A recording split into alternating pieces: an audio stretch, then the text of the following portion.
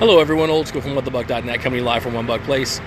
We just finished up practice here on Wednesday afternoon, and admittedly not a great practice. It's interesting, I thought yesterday's practice was lower energy. You guys heard me talk about that on my recap, but Coach Koetter came to the press conference today post-practice, let me get this sun out of your face, and essentially said it wasn't a very good practice. He thought the energy level was low. The reporting staff that was there asked if this is just sort of the time of training camp that this sort of thing happens.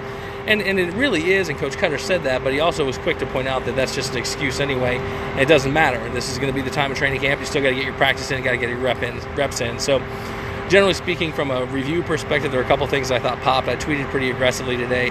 Chris Godwin with the additional reps with Mike Evans being out, and if Mike Evans, according to Coach Koetter, is not a big deal. Don't be worried about the Mike Evans issue. But Godwin made most use of that time, making some great grabs throughout practice, in 7-on-7, 11-on-11, individual drills, etc. We talked a little bit about the defense. The defense looked pretty good, I thought, today in their combine drills. Moxie, some of the guys who are lower on the stack rank, ended up showing up pretty well. The thing that the defense is doing consistently, and I hope this translates into the real season, is they're playing to and through the whistle, even in practice. Now, that doesn't mean they're hitting. What they're doing is they're constantly trying to strip the ball. And we saw a number of plays where offensive players make tremendous athletic plays. Bubba Wilson had one. I think Westbrook had one. It might have been on Claire. But they'd have the catch, and then they'd get the ball stripped. Or they'd have the catch and be laying down in the end zone thinking that they had secured a touchdown. But you've got to catch it all the way through the ground. And the defense continues to fight all the way through the ground. Jameis looked good. I thought he looked very good. I'm not sure what the concerns are. His touch is there, his accuracy is there, his decision making is there. I thought this is some of the best he's looked in camp since I've seen him here in Tampa. The difference being, I think, he still tends to underthrow the deep balls, which is a little bit frustrating, especially with the speed that we have on here now. At the end of the day, and you heard it on Hard Knocks, give him a chance is the mantra. But some of those things, when you give him too much of a chance, you're giving the defender a chance to cut underneath as well, which is a little bit of a risk. So didn't see any kicking today. I know you guys are always fixated on kicking. Darius Glanton continues to really pop with the additional reps he gets with Kwon out. No update on Kwon's medical condition. I know I had a conversation with my man Chris Fisher of Bring Your Own Craft Beer podcast and formerly Bucs Brief. Offensive line concerns in depth. We had a lot of guys in hats today. We did see Donovan Smith back out today. I think that the blue-collar inside line with Marpet, Smith, and Hawley did pretty well. I think that there's some serious depth there at guard. They're moving Panfill out to right tackle to get some moments as well with Dodd out. They're going to move people around, but the point that I made to Chris and Twitter, and I think this is something we all need to remember, is with the additional tight end depth, with O.J. Howard's ability to block, with Luke Stocker out there, they can mitigate some of that risk with having tight ends and with motion and waggles and things like that. I wouldn't be particularly concerned about it, especially in this game. Now, Coach Koetter also made sure to remind people that the preseason games are really just extended practices. To don't expect them to be anything but that in their ideology, and I think that's a really healthy ideology as well. I'm trying to think if anyone else popped today. Oh, no. But the overall prevailing concept I had today was there are a number of times where these doors are open. Today, tight end position, those last positions in the tight end room are wide the freak open, right? And no one is running through. Westbrook looks good for a while, then drops the ball. O'Clair looks good, drops the ball, misses a block. Cook's son, I almost called him Cook again, Alan Cross, continues to do good work. But you've got these positions that are open, and the door will be cracked a little bit, and then no one will run through. The fifth wide receiver spot is the same thing, and whether it's a 5 or a 6 stack, I gave the update on Kwon that I have. There's no update on Kwon. There's no medical update on Kwon. Coach says that things are fine, but there's no update at all from what I've heard and what Coach said at the post-game press. There's nothing else. He wasn't practicing today, but he was out there. McCoy looked like he came up a little gimpy, but he ended up getting back in there. So that's the update I have for you today. Looks like Coach Koetter's making his way across the crowd here. We'll have one more day of training camp practice tomorrow. I'll get you a video from there.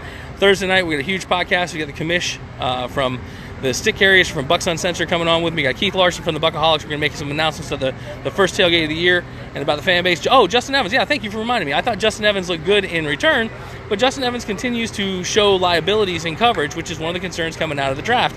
That said, I don't think anyone who watched any tape actually expected him to walk in and take this starting job, and that was something that we had heated debates about on Twitter because people have this perverse desire to hate Chris Conte.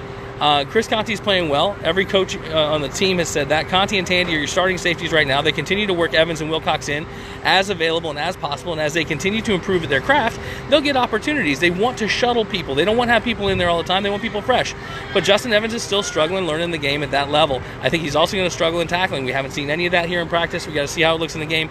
But I got to tell you, when I saw him back in the return game, the kid is smooth. He catches the ball well. I want to talk about that as well. and he runs the ball well. I know that's not why we drafted him, but when you're looking for a return man, you're not getting any activity, and if you're like me, and I think Huff is not someone that makes this team, you're left with Ryan Smith, or I think Evans, and to be honest, I think that Evans looks more natural running the ball than Ryan Smith does. Now, catching the ball, you guys saw me on Twitter bitching about that. Ryan Smith looks good in coverage. You got a lot more reps, obviously, with Brent out, and Brent's fine. He's a vet. They're not worried about Brent. He's healing up nicely. But Ryan, I think, looks good in spelling him. Javian Elliott looked pretty good, I thought, today as well. This kid Harris, who I'd never seen really today against the threes, popped a bunch against threes. Not that I think he's going to crack the lineup, but it's someone to keep your eye on for practice squad if he's got eligibility, but I don't even know who he is. One other guy, 33, who's another Huff who squared off against McNichols. I don't know if it was legit or not. I tweeted with Pewter Report about it. It was so silly, it looked almost like a joke, but I'm telling you, when your numbers are on Velcro, you don't swing at a draft pick. That's just a dumb move. So I would question his head. But at any rate, catching the ball. When you guys hear me talk about catching the ball, I'm talking about natural catchers of the football. O.J. Howard is a natural catcher of the football. He catches the ball away from his body, he controls with his hands, he looks it in, and he secures the ball. This is something that some other guys on this team do not do, like Huff. Auclair doesn't look like he does as much as I'd like to see because he's a very athletic kid.